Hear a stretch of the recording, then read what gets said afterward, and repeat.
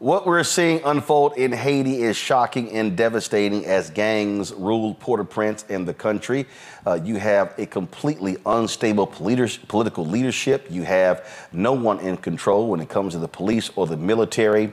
And everyone is trying to find a solution to put the country back together. My next guest, Monique Clesca, is a journalist, former UN official and member of the commission to find a Haitian solution to the crisis. She is a native of Haiti and again is a resident, and she joins us right now. Monique, glad to have you on Roland Martin Unfiltered. First of all, how long have you been there? I have been there since early January after spending the holidays with my family in Miami. And how long? I mean, obviously we've seen tumult going on there for quite some time, but really since the assassination of the president, the country has been thrown into turmoil. How bad has it gotten? You're there. You're seeing it up close and personal. It's gotten very, very, very bad. We had riots in 2018, and things were pretty bad then. And every once in a while, there were massive demonstrations against corruption. There were demonstrations for social justice, corruptions, anti-impunity, protest movements against anti-impunity. And then from 2018 up until 2021, that pretty much was the rhythm. The gangs were there. They were kidnapping, they were killing, they were raping. And then Jovenel Moïse died, the president, in 2021. He was assassinated in his bedroom, and a prime minister came about. The prime minister was illegitimate because, in fact, there was no parliament, no elections have been held for practically 8 years. So the prime minister was contested pretty much from the time he came. And so what has happened is that he did nothing to stop the gangs. And as a matter of fact, there are gang members who have said they have actually met with him.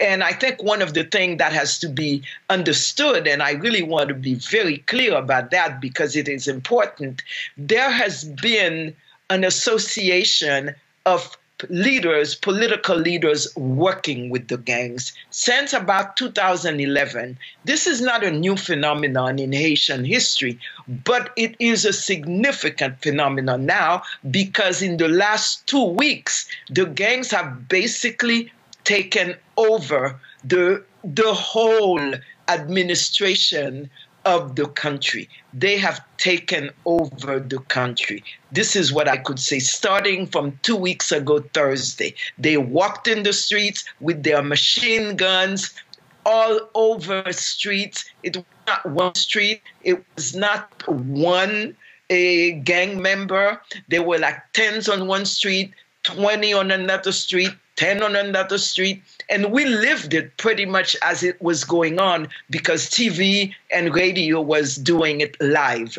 And then a gang leader had a press conference, really, a gang leader held a press conference and said the gangs had come together and that they were going to basically take over, and they wanted Ariel Henry, the prime minister, who was at the time, I believe, in Puerto Rico or in the United States, not to come back. And in fact, he has not come back. So in essence, the gangs control the country because Haiti is a way that the capital is centralized. It's a nerve center of the country. So they hold the nerve center of the country. The airport has been closed now for 10 days, although other parts of the country are functioning. The northern part is a little calm. The southern part is somewhat calm also. But here, where I am, with about 4 million other Haitians, it is terror that we are living.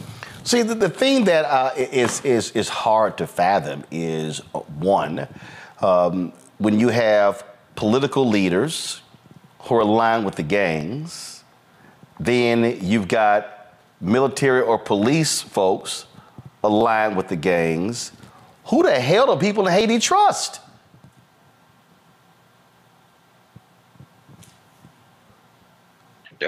And the trust factor is important. And when the commission was beginning its work, we interviewed all political parties, and we also interviewed a lot of civil society. And two items came up all the time. One of them was the lack of justice, and the other one was lack of trust. And what has happened in terms of the association of the gangs is that politicians get the gangs, or some politicians have even created gangs, according to UN report. They have armed the gangs. They have validated the gangs. They have empowered the gangs. So to get in power, they get gang members, or they create the gang to accompany them. And to stay in power, they do the same. So people do. So the idea is to terrify us. It is to control us. It is to make us vote the way they want us to vote. It is not for us to be a free will. So yes, we may have freedom of expression, but now we have no freedom of movement.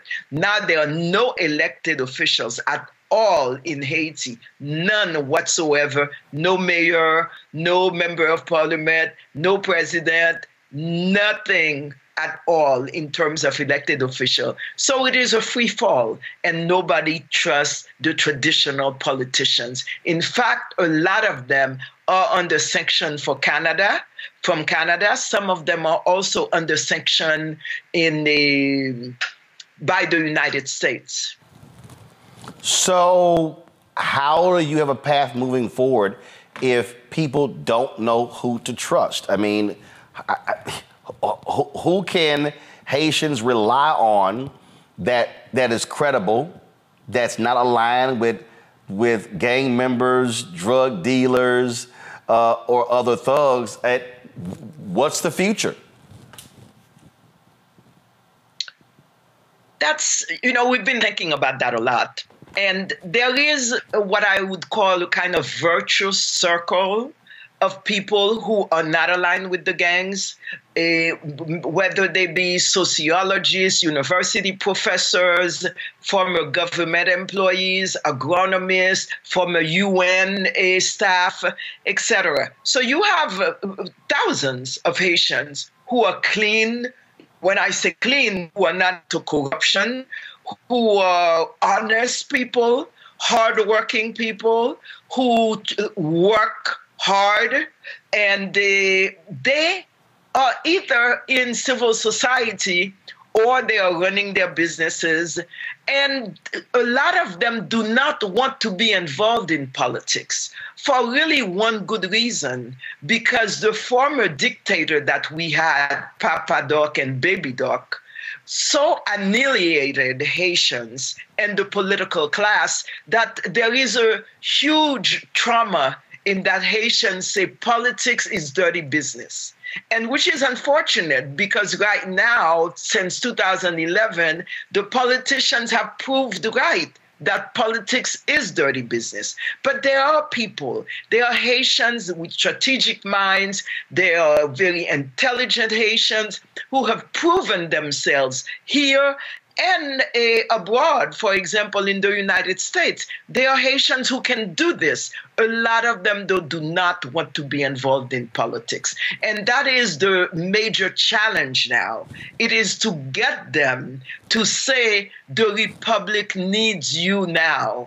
The citizens of Haiti need you now. This is not the time to stand aside. This is the time to come and provide your support, to provide your expertise, your experience. But there are people. It is just getting them out to actually do the work. And that is the major challenge. But right now, there are a lot of some politicians, some people from the private sector, some people from the diaspora, because there is a Haitian American organization that is working also, and some people from the political class who are trying to find a solution put together a kind of provisional commission that can actually run the country. It's going to be extremely challenging because the gangs are saying they want somebody else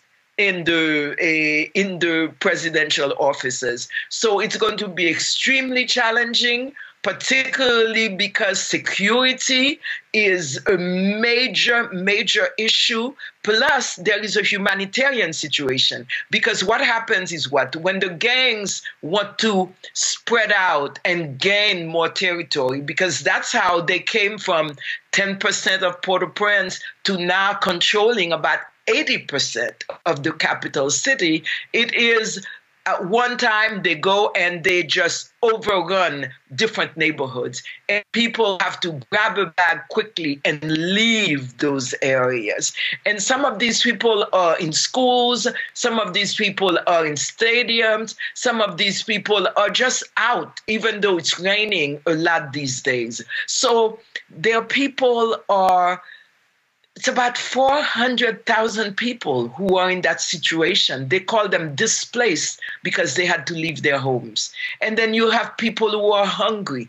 The UN says there are about 4 million Haitians. That's about 1/3 of the population that is going hungry tonight. And there are thousands of women who have been raped. When I say women, some girls, young, like 11 years old, 12 years old, who have been gang raped, sometimes in front of their families. So it is a huge emergency. It is a disturbing, horrifying situation that we are living in. So whoever comes and takes power, and it will have to be a kind of communal, almost kind of power, because you need that to make peace, is going to have a very, very, very difficult, tough time to bring things to somewhere where we can go out. It's horrifying what we're going through. It's horrifying. Monique, and you are trying to leave the country, correct? I had to go to Miami because we are trying to do some advocacy with Congress. We have meetings with the Institute of the Black World. We're trying to do a rally in Washington. We have a meeting on 21st with the Congress. We're supposed to have appointments with perhaps some officials at State Department, and the airport is closed. I was supposed to leave last Friday. My flight was canceled. I was supposed to leave this Saturday, tomorrow.